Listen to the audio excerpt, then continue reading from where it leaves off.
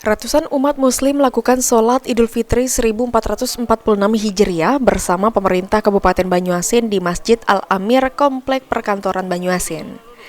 Askolani, Bupati Banyuasin mengatakan dalam perayaan Hari Raya Idul Fitri 1446 Hijriah ini, masyarakat Banyuasin harus menyambutnya dengan rasa sukacita, damai, dan bahagia. Serta harus meningkatkan silaturahmi antar sesama. Askolani juga berharap dengan perayaan Idul Fitri ini bisa meningkatkan keimanan dan ketakwaan kepada Allah Subhanahu wa Ta'ala.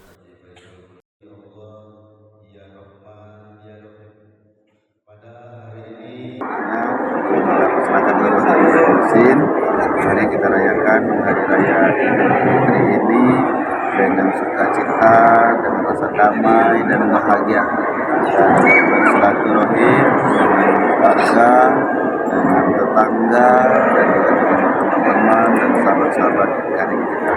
Tentunya kita berharap Hari Raya Idul Fitri ini kembali ke fitrah kita, merayakan apa yang disampaikan oleh Presiden tadi. Tentunya bukan hanya kita merayakan secara seremonial saja, tapi yang paling penting dekat dari semuanya, kita kembali merayakan kemenangan ini dan kembali kepada Allah SWT.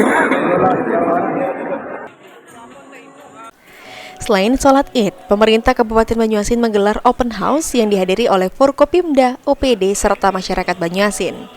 Diharapkan dengan adanya open house ini, jalinan silaturahmi antar pemerintah dan masyarakat terus berjalan dengan baik.